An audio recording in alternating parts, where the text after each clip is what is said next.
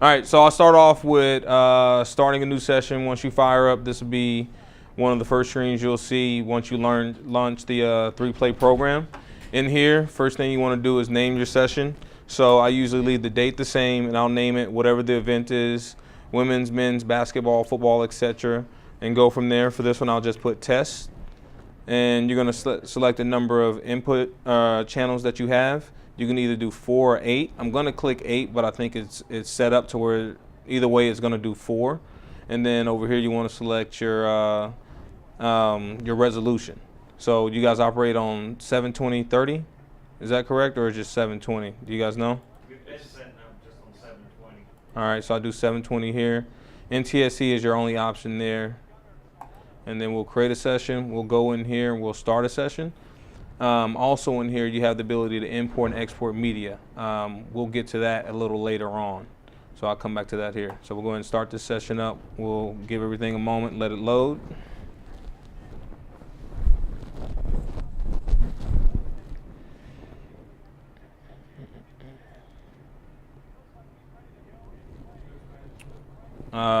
The most important thing you need to remember when working is organization.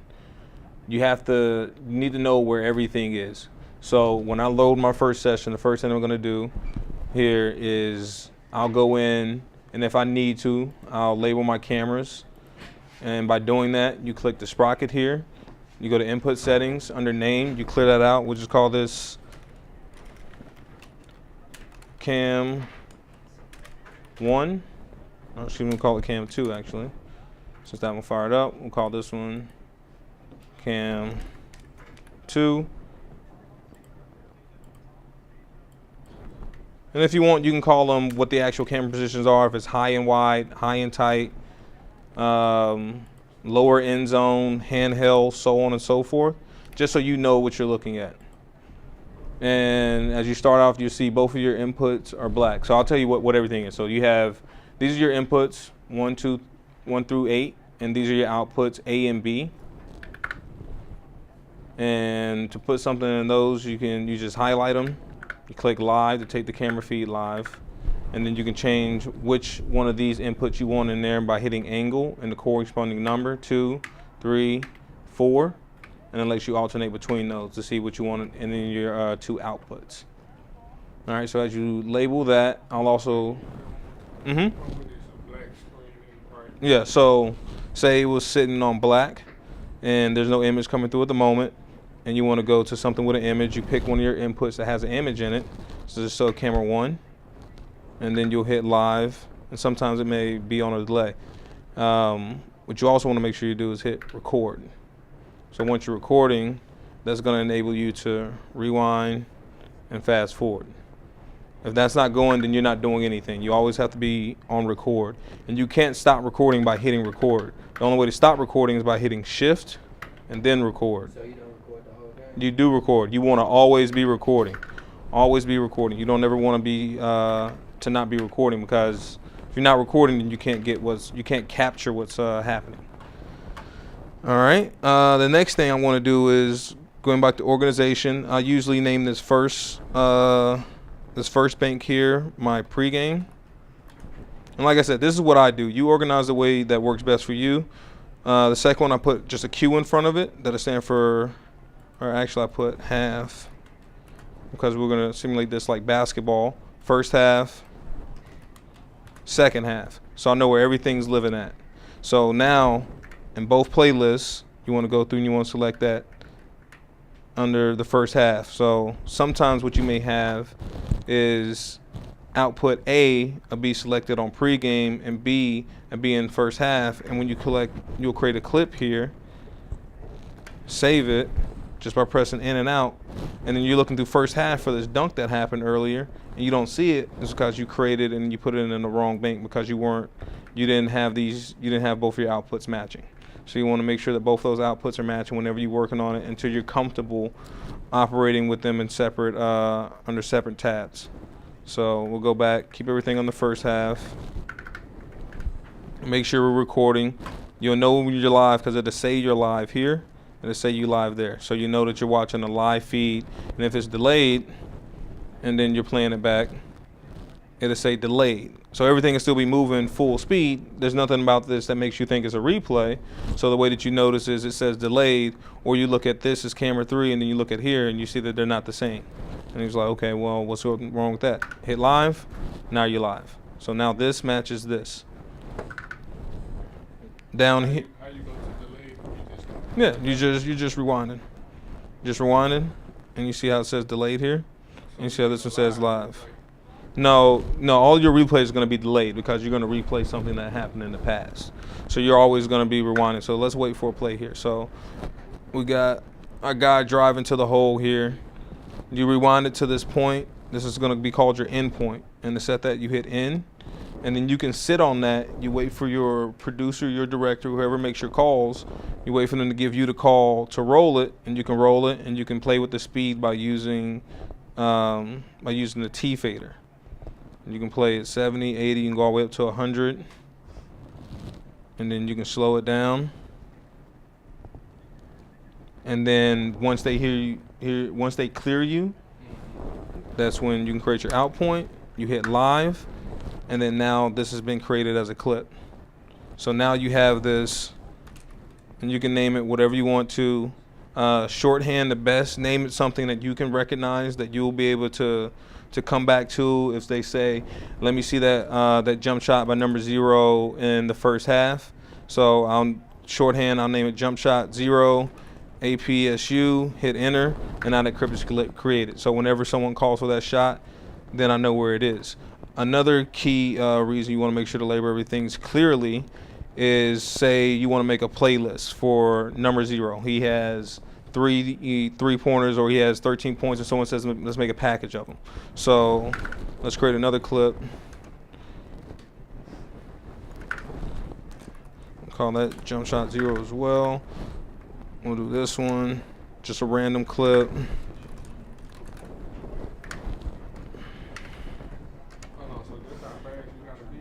Yeah. Yeah. Yeah. At some point in time, yeah. But that comes with reps, and that comes with practice. So now, number 0's having a good game. You want to pull up all his highlights. In the search area, you highlight it, you hit 0, and then you hit search. All right. Well, that doesn't want to work for some reason. Let's see here. JS. So I typed shorthand JS. So anything that's labeled JS for, in this case, jump shot, is going to come up, and I can go ahead and I can say add that to a playlist, and I can create a highlight by hitting the button here. It says add the playlist. You gotta click it first, right? Yeah. So you want to highlight whatever you want to add to it. You want to make sure you highlight it first, and then once you highlight it, you hit add the playlist. And it's going to add it from that camera angle that you're using. Only from that camera angle. It's not going to add it from any other one. Now, what if something happened? You see these two you got right here, right? What if something happened in camera 3? So we while got camera 3 up there. That Gotta get that replay. the fact that it's routed in here, you're always recording. So say we miss. We missed something. Yeah, you're recording everything. It's like, all right, that didn't happen live. I didn't have it in my output, but you still have it. So you load up camera 3, you rewind to the point where the action happened, you set your endpoint, and then you play it out. And how you go back how you put camera 3 live? Just hit live. And how you put 2 live? What you just put? Angle. So you choose the camera angle that you want to put inside of whichever channel you're selected, and then you hit the corresponding camera. So angle 1, 2, 3, 4. Okay. You got to hold angle while you put it. You do, yeah. You do have to hold angle. That is correct. Let's see here. All right. So say now we're going to create a short package of the 2 shots by number 0. So you want to go over here after you've added those to the playlist. You can search for them, or if you just see them just sitting there, you can just highlight them and add them like that. And then down here we're going to edit the playlist. So your transition, if you edited before, you know what a transition is, fade, cut, etc. In sports, it's always going to be a fade. Always add a fade. And then your transition rate, I'll use 11 is my transition rate. That's 11 frames, right? Yes, 11 frames. Thank you. Not seconds. And once you do this once for your first one, you see how I'm having to change all these individually. But if I go in here and I select a clip and I want to drop it down, once I do it, now everything's going to be fade and it's going to be 11 frames. I don't have to do that for each individual clip, so that kind of lowers your, it eases your workload a little bit, and it makes it a lot easier to manage. So at this point, you're going to go through. You can go in here and you can edit your playlist.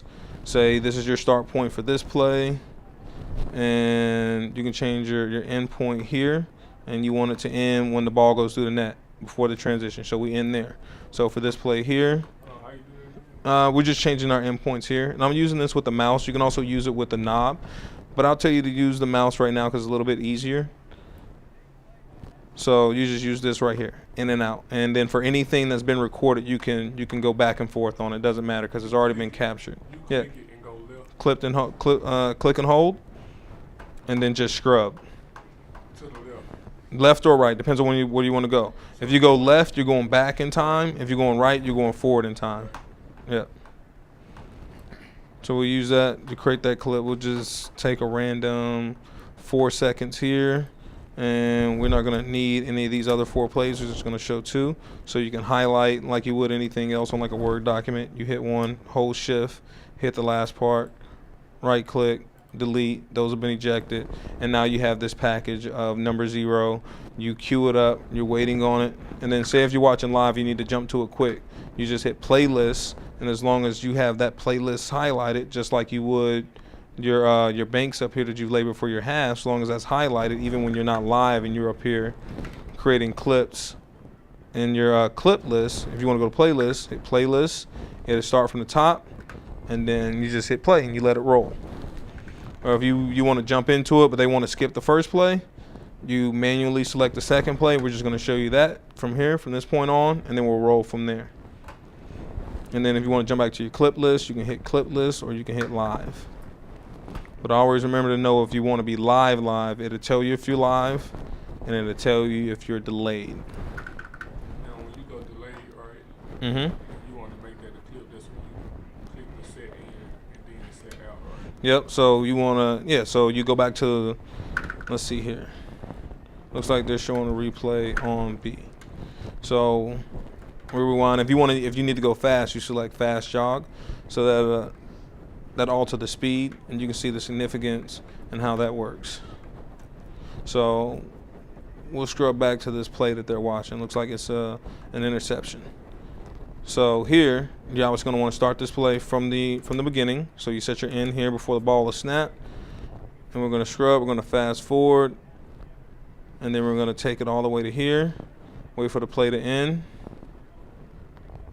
and then we're going to hit out, and then we're going to go down here. We're going to label the play. It was on camera 4. I'm going to call it UKINT. So now if you want to play that play back again, here it is. And you can also play with the speed.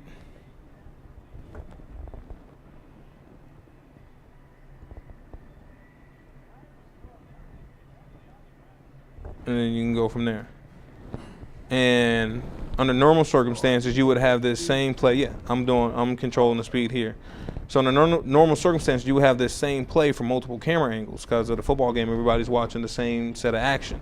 So you will be able to actually change the camera angles that you're looking at. And the way that you can do that is just like you would for if you were just switching live between camera angles. You hit angle 1, 2, 3, 4. So we'll do this, and I'll sit on this frame here, and I'll go to 1, 2, 3, and I'll go back to 4. So even though I've changed camera inputs, the endpoint is still the same. It hasn't changed yet.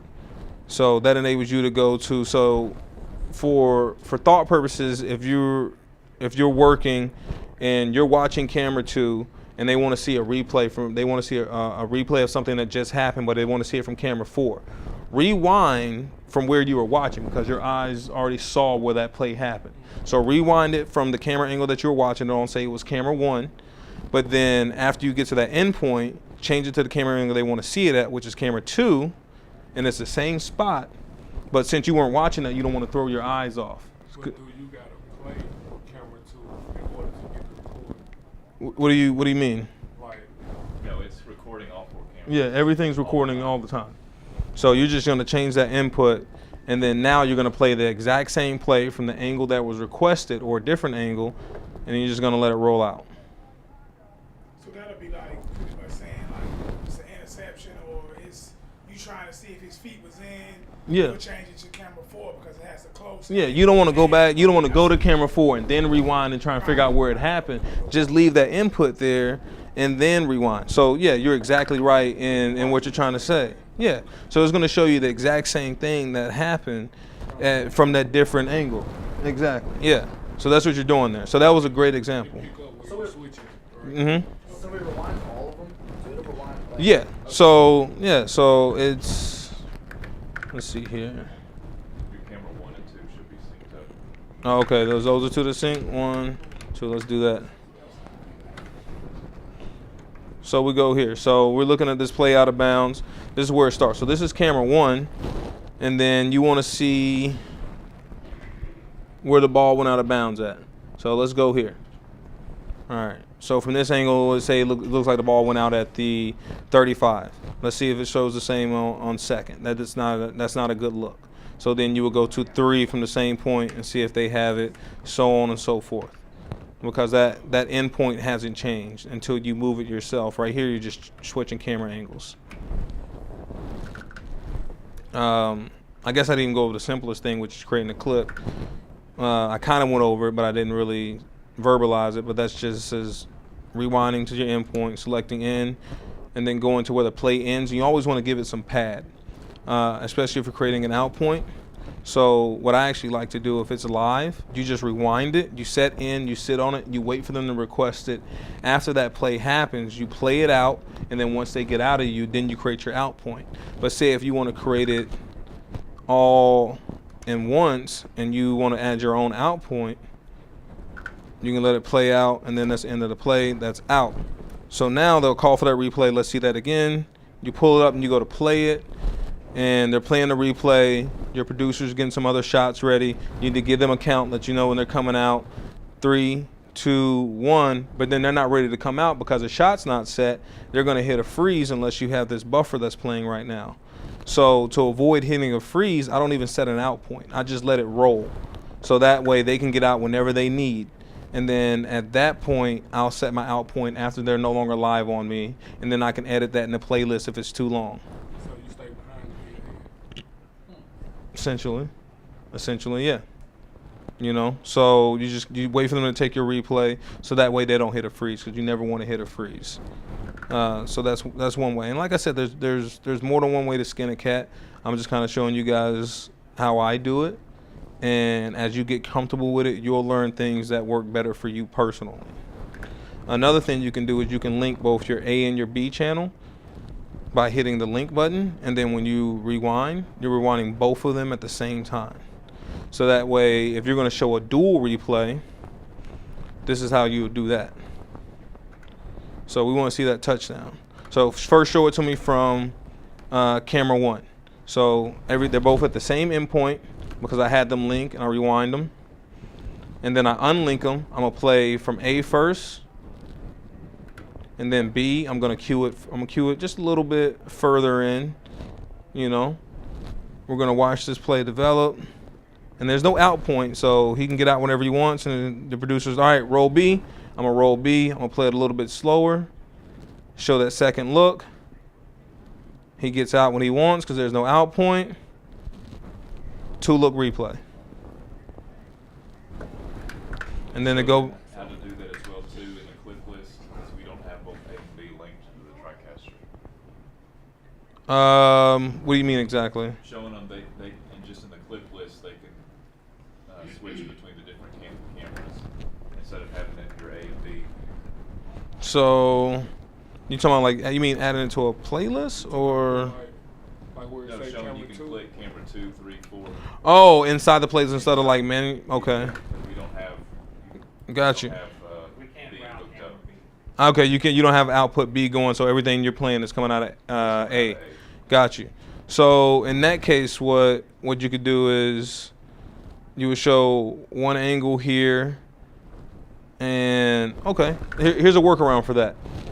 Leave them both linked, let's go to that touchdown. We're gonna load that up from both of these. Let's cue this in a little bit.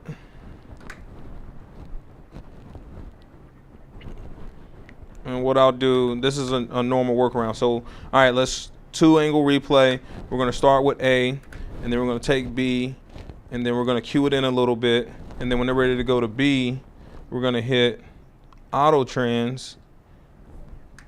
And let's set that up one more time. Apologies.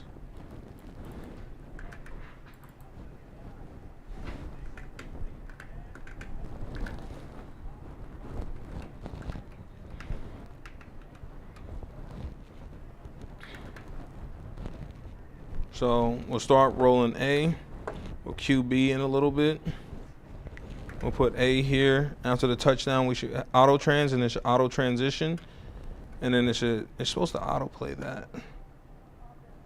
But you can hit that auto trans, and you can do a manual cut yourself. The other way to do it, which he was mentioning, is let me know if I'm explaining this part correctly. We'll add it to a playlist. So we'll add that touchdown here. We'll add both angles, and we'll just edit it real quick. And we'll cut it up. And we'll just make it one playlist. So that way there is no cuts and everything's coming out of one angle. So at that point, you go here, you load it, you just hit play, and you let it roll, and you don't have to do anything else. They don't have to call for a different angle. But doing this, you have to set your out point, so you have to let everything develop.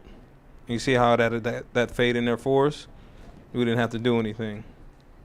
And at that point, plays over, they can get out whenever they want. There's plenty of pad on the back end for them to roll and get out. Hero shot, celebration, react, and we're done. And then we link them up and we go back live. So that's another way to do it. So there's a lot of different workarounds. Oh, we're confusing myself labeling these wrong.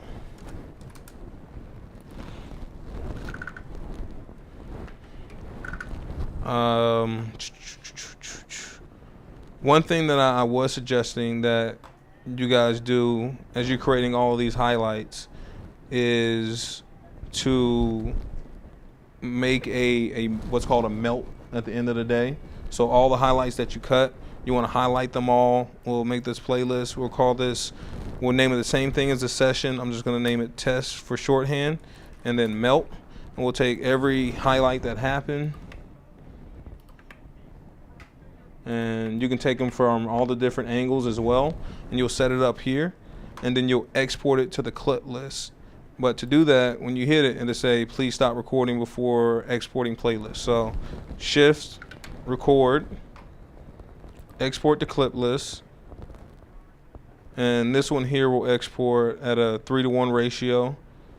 So we'll let this come out. It'll take 90 seconds, or not even that.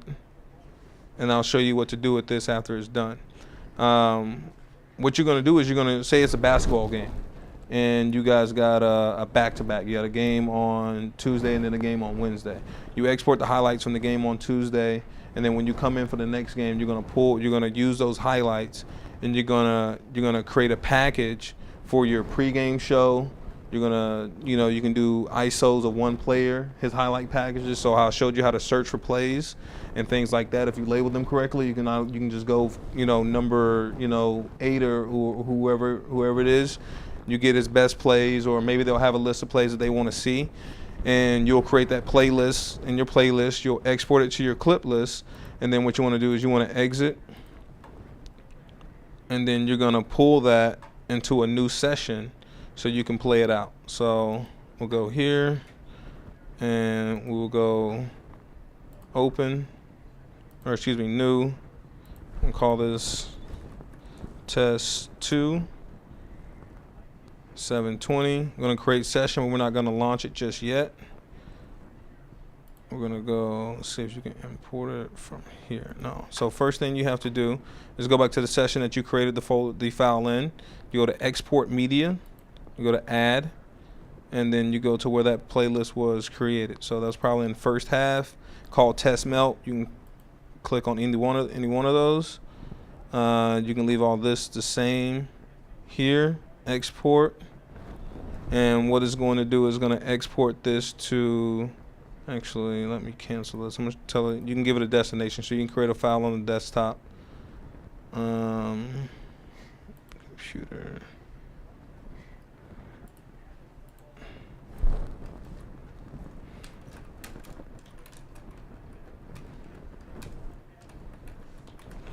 Call it basketball exports, and that's the folder we're going to put it in. So that's what it's called there. We'll start to export here. So those highlight clips that you made of, you know, your point guard who had a good game the night before, and that pregame tape that you're going to roll during when you film your open, you're going to create those from the previous session the day before. You're gonna put them in a playlist. You're going to export them into a clip list, and you're going to exit that session, and then you're going to export it out of that session. And you're going to close this. And that was the old session. Then you jump into your new session here, test 2, and then you go to import media. You go to add. You look for that file. It's on the desktop. It's in a folder called basketball exports. You click it. You open it. You hit transcode. You hit import. You let it import.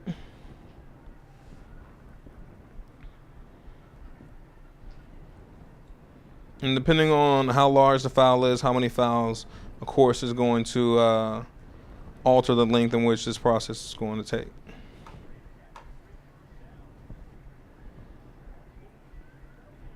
And this portion right here is all part of the pregame work. This is what you're doing before the game even starts. Those couple hours when you're usually just kind of waiting around, waiting for the game to start. So you import that, you go in, you start your session.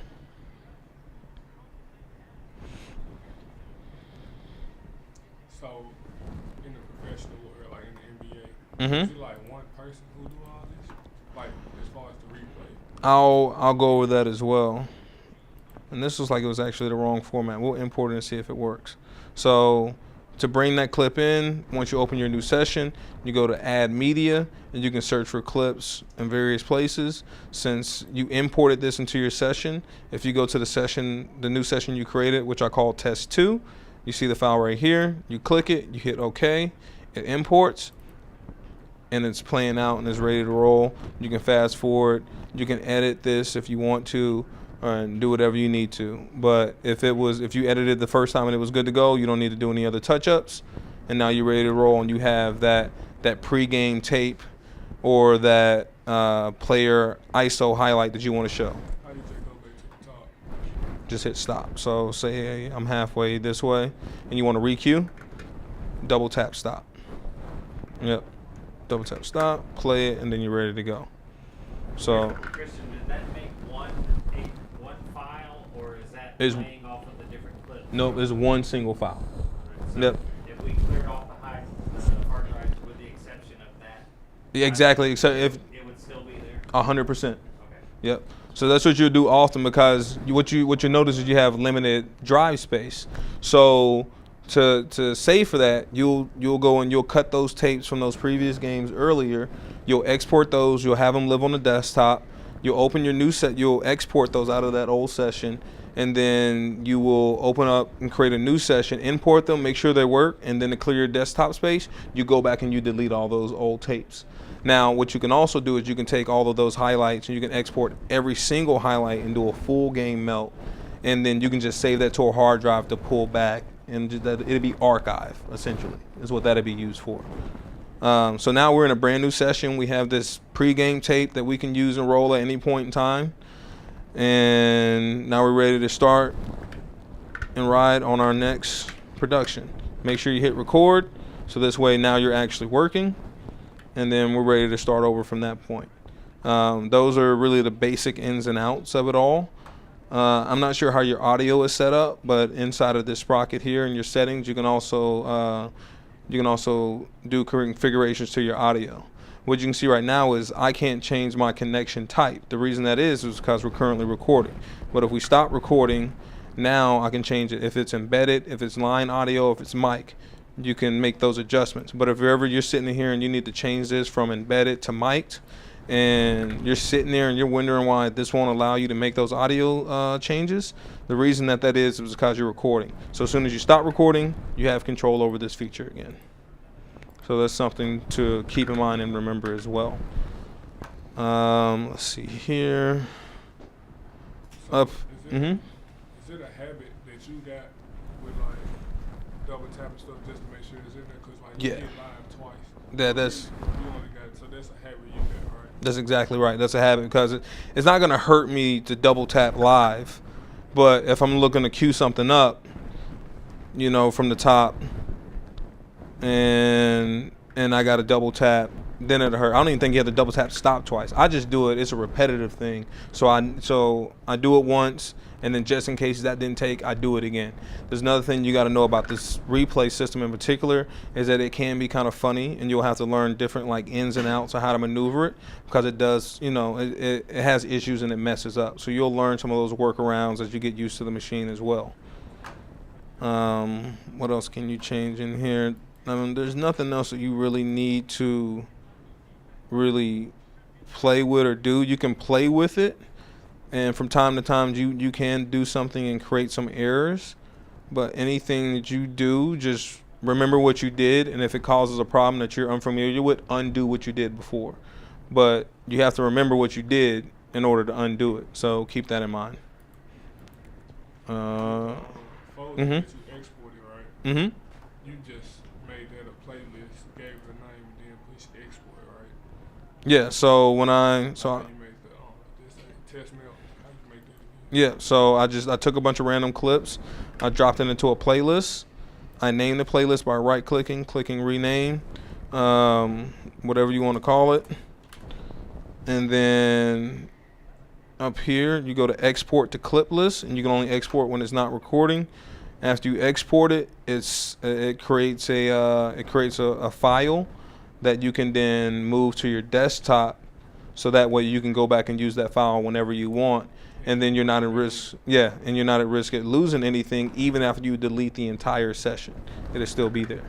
So that's what that's handy for. So that's a part of the workflow when I show up on the job on the truck is going to be to first come in, and I'll have to go through a bunch of tapes and import, you know, games from earlier in the year and pull highlights from December 22nd, you know, and January 3rd of number 2, and then I have to ingest all those into my system. Not something you have to do here necessarily, and create a highlight from all of those, put it in a playlist, and then I have to export that playlist out, put that playlist on the desktop, and then import it into the session that I'm actually going to be working in. So that means everybody got to be organized. Like You have, when it comes to files. yes, So you like have if to be you organized. A Christmas game, let's say the NFL Thanksgiving game, let's just say it was the Eagles and the Giants, and you They did both all suck, this, by the way. And you got these clips. You will go back to that file that's on your folder from last year Thanksgiving game if it was them, and then you will import it to what you're doing now. And it it- would be like a pregame thing. Exactly. And everything's organized and everything's labeled. So you want to have a universal naming system for your larger files, for your sessions, so it's easy for anyone to come in and find it. So whether it's you working on the machine or you working on the machine, if everything's named the same and you know what you're looking for, you won't have a problem finding, you know, that particular tape, clip, game, melt, or what have you. So organization is 100% critical. That's why I started off the way that I did. So you want to make sure that you have your ducks in a row. Because the last thing you want to do is, all right, this is my first half. This is my second half. And then over here is the third half. And now you're jumping back and forth. You're trying to remember where things are, you know, and there's no continuity. And then when someone calls for something, you don't know where it is. Now you're confused and you can't find it. It's taking you too long to get to it. Now they got to go get to something else, and they just have to skip you altogether. So you don't want to run into an issue like that, because it's all about, as you can tell when you ask me, it's like you have to be that fast. You do have to be that fast, but what helps you to be that fast is knowing where things are. If you got to hunt and find things, it's going to take you forever to get it done, and you're going to slow down the production. And, you know, the quality of it overall will suffer because of that. So you have to remain organized at all times. That's 100% critical. And I do suggest that you guys always make full melts at the end of the game. So say you came in here and you needed to create that melt, you know, that highlight package for the halftime show. and someone deleted your session. So now you can't go back in there and do that. But if you created your full game melt the day before and exported it to a hard drive, then someone can use those clips that were already exported to create that. So it's not entirely gone. You've already backed yourself up and protected yourself from that human error, which happens. You know, that's just life. Human errors do happen. So it's a double redundancy system at that point. So you can create the clip either from the melts that are exported, or you can create the clip from the session that's already in there. But in case someone deletes the session, or in this system's case, I'm sure Steve would tell you, say the session was corrupted and now you can't access it anymore. But since you exported everything out, you still have all those clips. You didn't lose anything, you know. So that's just another way to navigate it. So, program right here. This is what the people on TV watching, right? Correct. And we doing A and B. Correct. And then you're gonna It's have. confusing because all this ain't the same stuff. So Yeah, I if know. it was Yeah. all the basketball game, it'll be live from a different angle, but we working replays off the other one, right? Correct. Correct. Yeah. No, you're right. It is a little bit hard to follow because it's not all the same. But when you're working, you know, everything's gonna kind of be looking at the same thing from a different angle. The only sport that you're generally not looking at the same thing is baseball, because you have so many different things to cover. But you know, going into basketball season, everybody's following the ball besides a couple people who may be following a coach or a RoboCam that's in the stands. But for the main part, you're going to have probably 3 or 4 cameras all focused in on the ball. So at that point in time, yeah, everything will be flowing fairly well. Also, you asked me about if this is just one person doing all of this, you know, when you're in the more professional setting, I'll say. Not always. As you move up and the productions get larger, they'll have 2, 3, 4 different replay operators. You have one person who's just in charge of doing instant replays. You have one person who's in charge of building packages. You have a person in charge of doing rollouts. You have a person in charge of doing in-game player highlights. So it breaks up that workflow so you don't have to stress and do so much, and it also limits the possibility of you making mistakes. One person does his replay, it'll go into the other replay systems, and they just put it out together. They all. Rewind too. So the way that works is they use a replay system called EVS, and those are all set up to talk to each other over a network. So I can go in, and with that, I can go and look in someone else's machine and take something that they clipped. They can look in my machine and we can share things back and forth. Did you get that touchdown in the fourth quarter? They'd be like, yeah, it's sitting clip 437, so on and so forth. And I go in and I grab it, and that takes care of it. So yeah, so that helps with the workflow as well. So, but at this level, and then still a lot of the work that I do, I am the only replay operator. So all of this is my job. Instant replays, packages, rollouts, player highlights, and all of that. And also always be working ahead.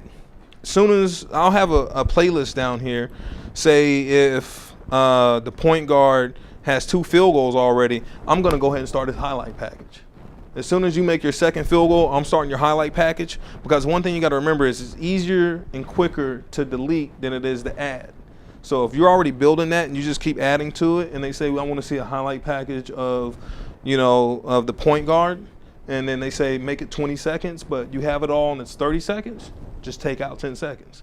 You can do that a lot easier than you can go in and add 10 seconds. So always stay ahead of the curve. So with those playlists at the bottom, Mm-hmm. this was the NBA, you would have like LeBron as one playlist. Yep. I have LeBron, and then I'll have Isaiah. Who? Yeah, Kevin Love. You know, so I already start building those as we go. You were doing for the other team too? Yeah, on network you're always working for both teams. You know, so yeah, so that's my personal workflow, and it all just comes down to a comfort level, and then you getting familiar with the equipment, and as that goes on, you'll find a method that works best for you. You know, like I said, what I do is how I do it, and if you want to start off doing it that way, but if you find another way that works better for you, whatever makes you the fastest is what it comes down to. So whatever you can do that makes you the fastest, do that. You know, you can use this as a template and then build on it from there, but whatever gets the job done the fastest. No one's going to come over here. Your producer's not going to come over and ask you, okay, how do you do this and do? They don't care. Just get it. Just get them what they request. So, Do you yes, sir. take a clip of every play, or do you wait for a big play before you make a clip of it? And are you mainly working and letting the game play in the background and then just waiting for some kind of cue that something happened? No, I'm clipping off literally everything. Every play? Yeah, every basket, I'm clipping that off 100%. If it's like a significant block, I'll clip that off. Any of your action plays, don't wait for someone to tell you what to clip off. So say if I'm going through and I'm labeling this, and then something else happens. If I have enough time, if they're not going to an instant replay right away, I'll finish labeling what I have. I'll just create my in and my out to save it. I won't even worry about naming it. And then I'll go back and I'll get the next play. I'll clip it and I'll save it, or I'll ready myself for an instant replay. And during your commercial break, go back, watch the clip again with no name, figure out who it was, what happened, and then name it there. You'll have a little bit of downtime. So I mean, you will constantly be working. But what you just said is guaranteed to happen, 100%. Another thing that you can do, since you guys only have one output, if both of your channels are linked, you rewind. All right, so you're cutting this dunk that happened here, but then B was live and then had a fast break that happened. You just go here and you cue it up, and then you hit N, or you cue it up and you wait for it to be ready, and then you can switch these by hitting take or hitting auto. So you can switch back and forth by switching A and B, and that's a neat tool that you have here that you don't have on the other 3 play.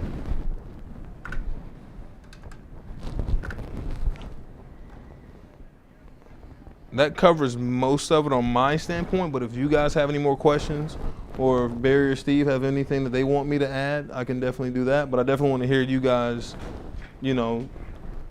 what scenarios you maybe ran into when using 3-play. Any questions? Hit me. Like 2 different sports, like basketball, Mm-hmm. it's a little bit faster, and football is more slower. Correct.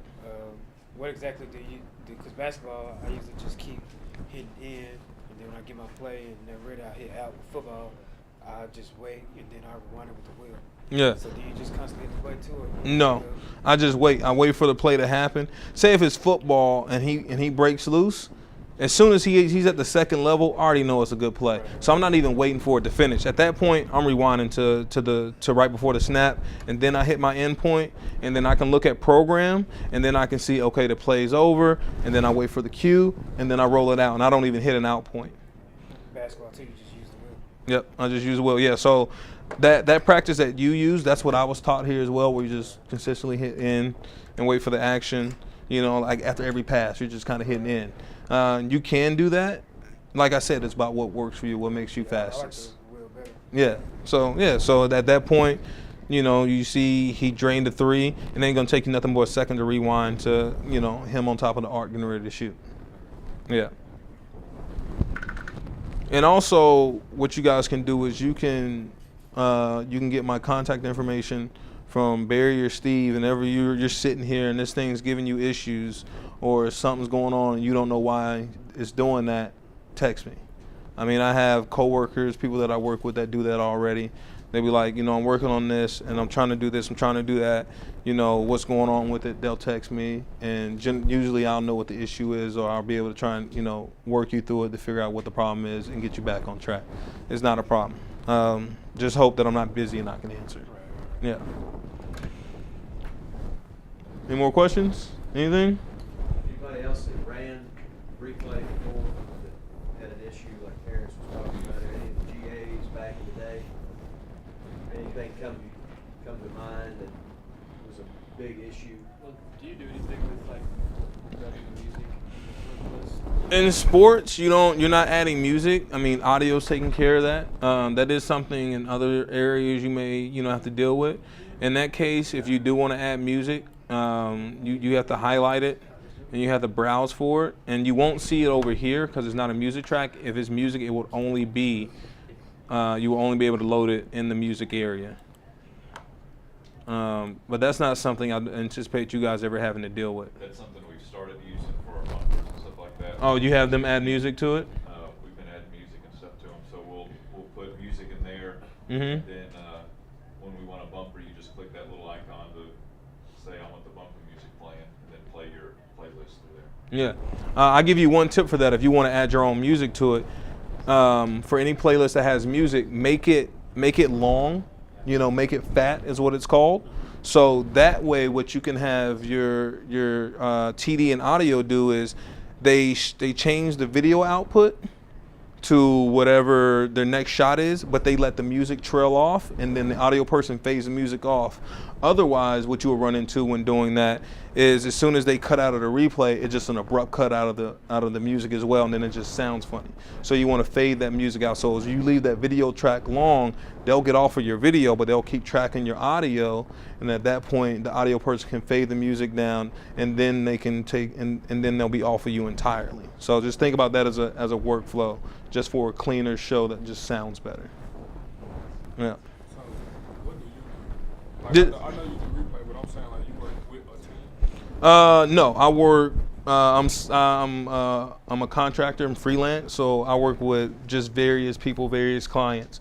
So I'll just get a phone call from someone, you know, who has a crewing service. So the way it works is for college football, Air Force has a game. You know, they're hosting Colorado. So ESPN has that contract. ESPN will call a company, a production company, one of my clients, let's call them Pro Angle, and say, we need you to cover this game. Pro Angle has a roster of people that work various positions, and then they'll fill out that roster with who's available that they want to use. I'll get the call for that game. They say, Christian, can you come and work replay? I say, yes. So I show up, and then I work for Pro Angle, and then the game is broadcasted on ESPN. So that's kind of how that workflow does. So that's how it works across the board for me. So, is that your main source of income? This is all I do. So, and you make a living off of This is all I do for the past 3 years. So it ain't no, if I don't get a call, you gon' get a call. I better get a call or I ain't paying my rent. Yeah. So you Oh. control living by basically being good at what you do. Yeah, I built my name and my reputation up. So now people, they contact me on a regular basis, you know, to come and do shows for them. People that I worked with before will pass my name along. They say, hey, do you know a replay operator? You know, I got a couple buddies that are good about that. If someone calls him for a job and he can't do it, he will like, you know, call my buddy Christian. And then I'll get a call from some random person. Be like, hey, Byron gave me your number. He wants, you know, are you available to work this football game this day in this location? This is how much it is. Yes or no? You know, and it goes like that. You had a question? Yeah, I was just asking, like, you say you're based out of LA, but they call you from Colorado or Air Force. How do you do that from LA? That's travel. Yeah, so my client, they'll be like, okay, we have a game. It's in Colorado. I was like, okay, so I'll tell them I can fly out during these days. They cover my flight, my hotel. Depending on the length of the event, I'll get a per diem as well, and then they'll pay me my day rate for actually working the event on top of that. Yeah, so everything gets covered. Mm-hmm. So, coming out of college, did you like see yourself doing a replay, or did you see yourself doing something else? I was just looking for a job, just like anybody else come out of college. Just whatever, you know, you're gonna hire me for. I got an internship, and at the internship, they asked me what they told me they need a replay operator and a backup TD. I was like, all right. So they put me on replay. So I started on replay for them. I put that on my resume. Somebody else called me to do some replay work. So I slowly started with them. And then I got another job, and then it just kind of snowballed from there. So I didn't actually choose to do replay. That's what was needed at the time. And I learned and I built my skill set. And I did my internship. I was sitting here learning this piece of equipment that I worked on for 2 years. And there was a kid there younger than me, and he was showing me how to do it. You know, so at that point you got to kind of humble yourself. Don't think because there's someone younger teaching you something that you know better than them, whether or not you've done it before. Because whether or not you've done it is cool, but you haven't worked with the crew that they're working with. You haven't done it the way that they want it done. So I let him teach me how they do it, and I learned their way, and I went about it from there. And then I slowly perfected my skills. So it took time. You know, the first couple of years I wasn't getting as much freelance work like this, you know, as I wanted, but over time I built that up. And now after being 3 years in, I run 4 different replay machines. I have a list of clients that I work for on a regular basis, and I'm willfully employed. So I know obviously there's probably a lot of different systems. Mhm. Like, was that difficult learning all the different Yeah, I mean it can be challenging, but I kind of took them piece by piece, and you'll take a training course, and they're offered in some places, but you're not gonna really know what's going on until you sit down in front of the machine and start using it. You know, so I'll spend 2 days learning EVS, but until I sit in front of the box and I'm using it in a real situation, you know, I'm not gonna learn anything. So once I start getting that hands-on experience, it's all repetition. It's all repetition. So that's what it kind of came from. Gotcha. Yeah.